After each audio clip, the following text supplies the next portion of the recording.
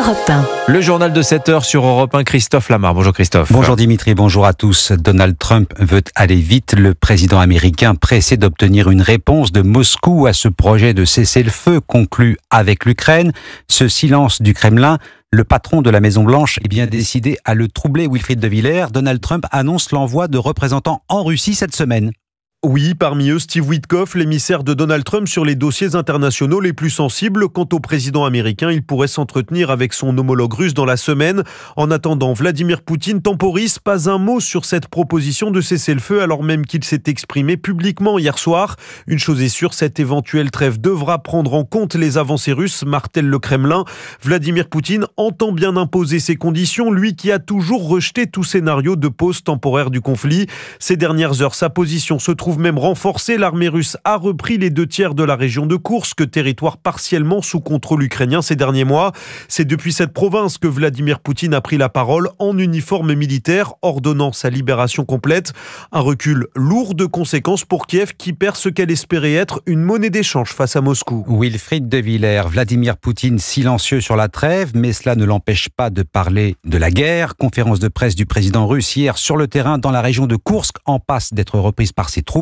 Il n'a pas dit un mot sur le cessez-le-feu. La Russie cible d'une nouvelle attaque aérienne par drone cette nuit. Moscou affirme avoir détruit près de 80 engins au-dessus de plusieurs régions. L'Ukraine, il en a été question hier soir à l'Assemblée nationale. Les députés adoptent une résolution de soutien appelant notamment à saisir les avoirs russes.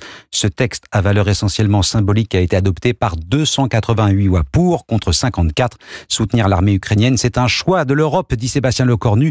Le ministre des Armées s'est exprimé à l'issue du sommet des ministres de la Défense européen à Paris. Il y a évidemment un consensus très large qui se dessine, qui se concrétise dans ce sommet des ministres de la Défense, c'est que la première des garanties de sécurité pour l'Ukraine, c'est évidemment l'armée ukrainienne elle-même, c'est-à-dire ses capacités, son armement, son équipement, sa formation, son format, et on le voit ici ou là dans la guerre informationnelle qui peut être menée par la Russie, le mot démilitarisation émerge. Il n'en est rien, au contraire, la véritable garantie de sécurité dans la durée seront plutôt les capacités que nous allons pouvoir donner à l'armée ukrainienne. Sébastien Lecornu, ministre des Armées, à l'issue de ce mini-sommet des ministres de la Défense européens. Une première pour la famille nationaliste. Jordan Bardella et Marion Maréchal sont attendus fin mars en Israël. Le président du Rassemblement national et l'eurodéputé Identité et Liberté vont participer à une conférence internationale sur la lutte contre l'antisémitisme les 26 et 27 mars prochains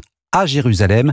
Jordan Bardella doit prononcer un discours sur la montée de l'antisémitisme en France depuis le 7 octobre. Arthur Delaborde, il s'agit d'une vraie rupture pour son parti. C'est la première fois qu'un dirigeant du Rassemblement national est officiellement invité par le gouvernement israélien. Dans un entretien au JDD, Jordan Bardella n'hésite pas à parler d'un événement historique qui témoigne de la place du RN sur l'échiquier politique français et international. À Jérusalem, il explique vouloir rappeler que l'antisémitisme est un poison qui ne doit souffrir d'aucune complaisance. Avec cette invitation, Israël amorce un changement en matière de politique internationale. Depuis de longues années, l'État hébreu avait pris ses distances avec le Front National et son fondateur, Jean-Marie Le Pen, considéré comme antisémite.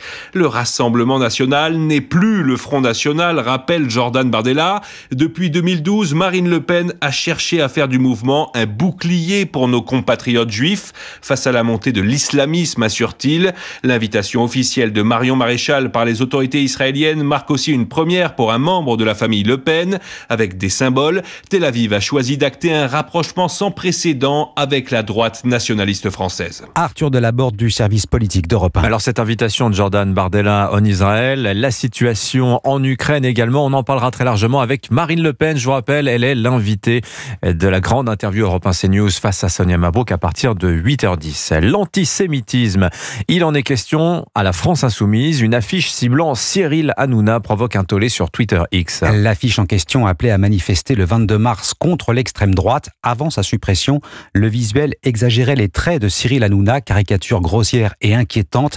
Impossible pour qui connaît un peu l'histoire de ne pas faire le parallèle avec l'affiche d'un film antisémite de 1940, La France de Vichy. L'animateur d'Europe 1 a reçu de nombreuses marques de soutien. Cyril Hanouna, choqué malgré tout, il l'a dit à Alexis de la Fléchère. Ah non, mais quand j'ai vu l'affiche, déjà, j'y croyais pas. Je pensais que c'était une blague. Je pensais que c'était logographie.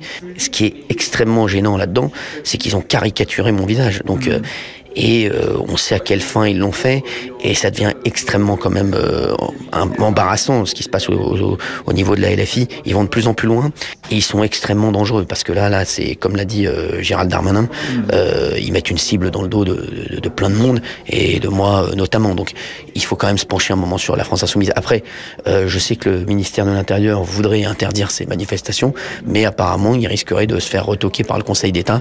Donc c'est qu'il y a quand même il y a un truc qui tourne pas rond dans ce pays. Voilà. Cyril Hanouna au micro d'Alexis de la Fléchère. Le procès de Joël Le Squarnec, les témoignages se succèdent à la barre et plongent un peu plus la cour criminelle dans l'horreur. Les victimes et les psychologues sont venus raconter les dégâts irréversibles commis par l'ex-chirurgien, dépression sévère, syndrome post-traumatique. Le récit est accablant. Sandrine Prioul à la cour criminelle du Morbihan. Drogue, alcool, je me suis plongée dans les pires choses qui pouvaient me faire oublier, raconte cette ex-patiente qui à 13 ans était venue pour un ongle incarné. Il l'aura violée, décrivant dans ses carnets intimes « J'espère que je l'ai dépucelé ». À la barre, 2 experts psychologues considèrent les actes de Le Squarnec comme ultimes sur l'échelle des traumatismes, aussi dévastateurs qu'être confronté à la mort. Et puis, il y a la double peine, la révélation des actes aux victimes par la lecture des carnets. S'en suivent des souvenirs cauchemardesques, le flash de la main du chirurgien qui se pose sur elle. Fallait-il les informer de ce qui leur est arrivé, demande la Cour.